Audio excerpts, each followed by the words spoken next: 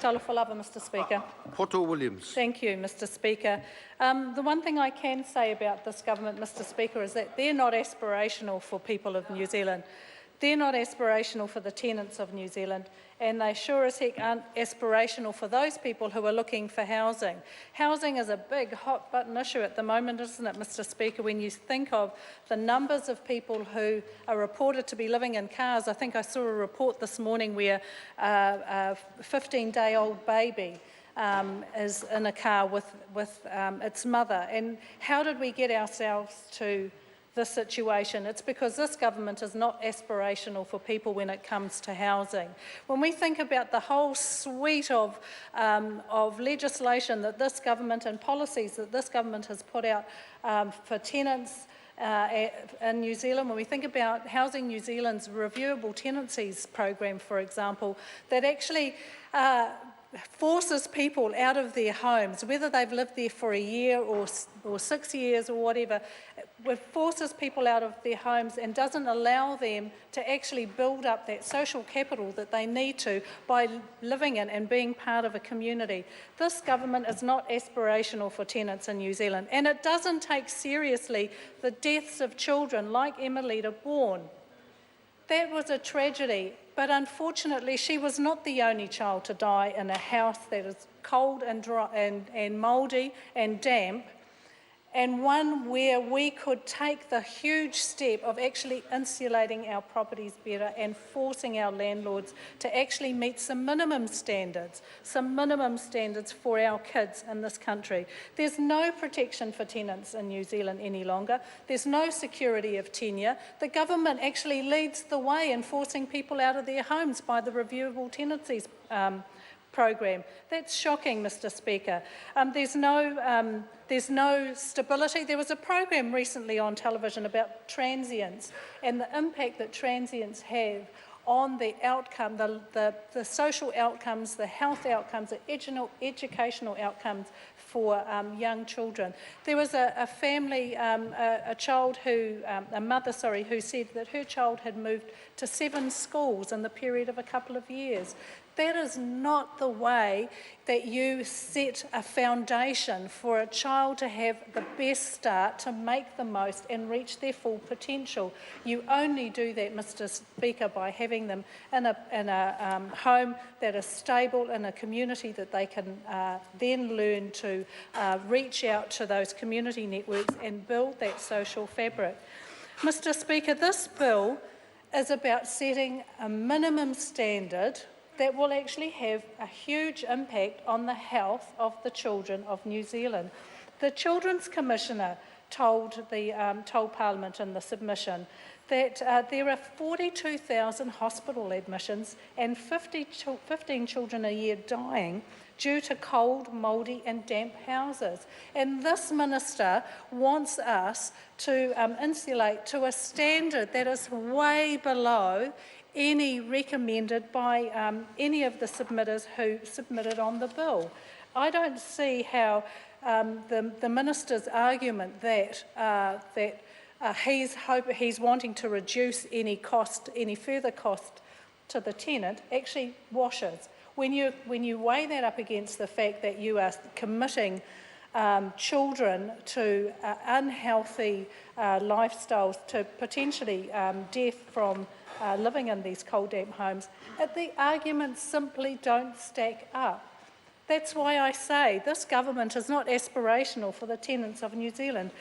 Otago University showed that by insulating to the 2008 standard, it would reduce hospital admissions for children by 6%.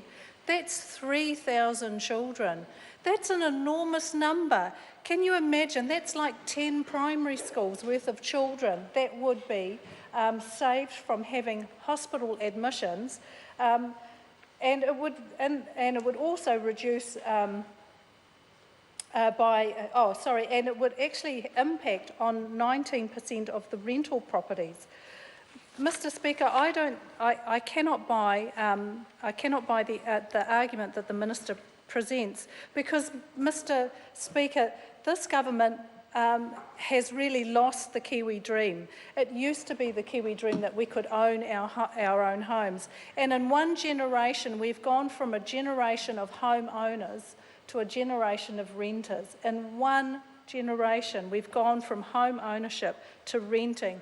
So we must, as a parliament, actually be cognizant that there are people who are in a much more vulnerable position because they are now tenants as opposed to being homeowners. So we should do what we can to ensure that regulation, that legislation actually supports the tenure for those tenants. Because let's face it, there are some bad landlords. There are some great landlords. There are some very good landlords that do everything they can and for whom legislation does not need to apply because they already keep their homes to a really high standard. But unfortunately, there are some landlords for whom the minimum standard will all that they will ever want to achieve. And there are some other landlords who don't even meet those minimum standards. But we know all too well that unless you provide the standard, you provide the opportunity, landlords will not avail themselves unless they are compelled to do so. The submitters were really clear when they came to the Select Committee that insulation was not the only part of the answer. It was half the answer, that the rest of it was actually about providing appropriate heating. And as Phil Twyford has already said, you could install a heat pump, a good quality heat pump, relatively inexpensive to run for about $3,000. And that would go a long way to supporting the insulation because insulating a home insulates the home. Heating it actually with the insulation means that you can heat a home and keep that home warmer and drier for longer. There's a lot of electorate MPs that go out and meet constituents, and I know, and my colleagues here know, that when you go out to some of our constituents' homes in the middle of winter, some of us who live in the South Island know that South Island winters tend to be colder than the North Island winters. I know so many constituents in homes where they can only afford to heat one room, where they all often will sleep in that room, particularly on very cold nights, because it's the only room they can afford to heat. Can you imagine, Mr. Speaker, and I think about when I was a young mum and I had a premature baby at home. Can you imagine what it would be like for mums taking their babies home to a cold, damp home?